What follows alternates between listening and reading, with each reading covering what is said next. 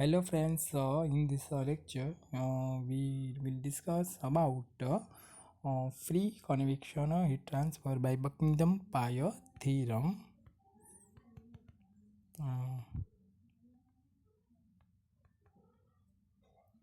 Buckingham Pi theorem free convection જેવું આપણે force convection method જોઈએ એ જ રીતના ફ્રી કન્વેક્શનમાં બકિંગમ પાયરની મેથડ છે. અહીંયા જે સ્કેચ છે ફ્લેટ પ્લેટ છે એમાં નેચરલી એ પોતે હોટ છે, એટલે કે સરફેસ ટેમ્પરેચર TS છે એ એન્વાયરમેન્ટ ટેમ્પરેચર T ઇન્ફાઇનાઇટ કરતાં વધુ છે.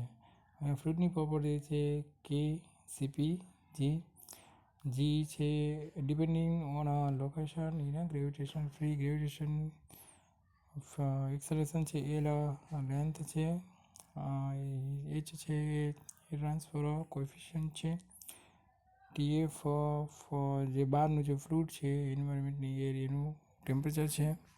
હવે મેથડ જોઈએ આપણે જે સિમિલર જે આગળ જોઈએ એ પ્રમાણે કે ફંક્શન બધી જ પ્રોપર્ટી લઈ લેવાની કે મ્યુ રો કે CP અહીંયા જો બીટા થર્મલ એક્સપાન્શન કોએફિશિયન્ટ છે, જી ગ્રેવિટેશન એક્સેલરેશન એને ભેગું રાખવાનું છે અને ડેલ્ટા ટી અને એક પ્રોપર્ટી તરીકે ગણવાનું છે.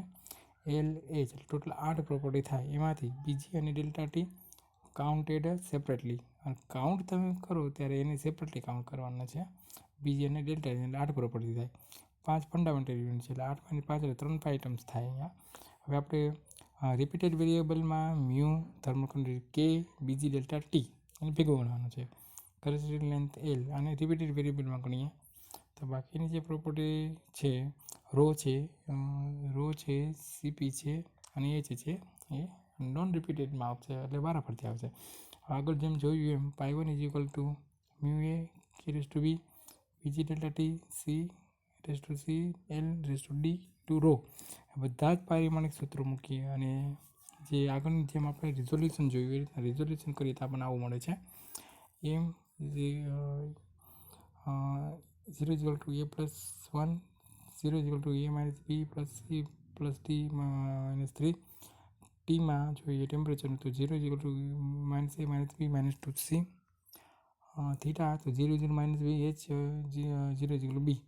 હવે ABCD આપણે ફાઇન્ડ આઉટ કરતા આપણને આવું મળશે a is equal to -1, b is equal to 0, c is equal to 1/2, d is equal to 3/2. હવે આ પાઈ1 છે એમાં બધી જ રેસ ટુ ઘાત છે આપણે મૂકીએ એટલે આપણને આવું ઇક્વેશન મળશે. L રેસ ટુ 3/2 રો બીજી delta T raise to 1/2 divide by mu. હવે L raise to 3 rho raise to 2 બીજી delta T divide by mu square. હવે આગળ આપણે જોઈએ આ જ રીતના જેમ પાઈ1 ગોતા એ રીતના પાઈ2 અને પાઈ3 આપણે ફાઇન્ડ આઉટ કરવાના હોય છે. તો pi two is equal to mu CP by k આવશે અને પાઈ3 ઇઝ ઇક્વલ ટુ આવશે HL બાય કે. ફંક્શન રિલેશનમાં મૂકીએ તો function relation phi is equal to L³ rho square b g delta T divide by mu square અને mu CP divide by k અને HL by k is equal to 0.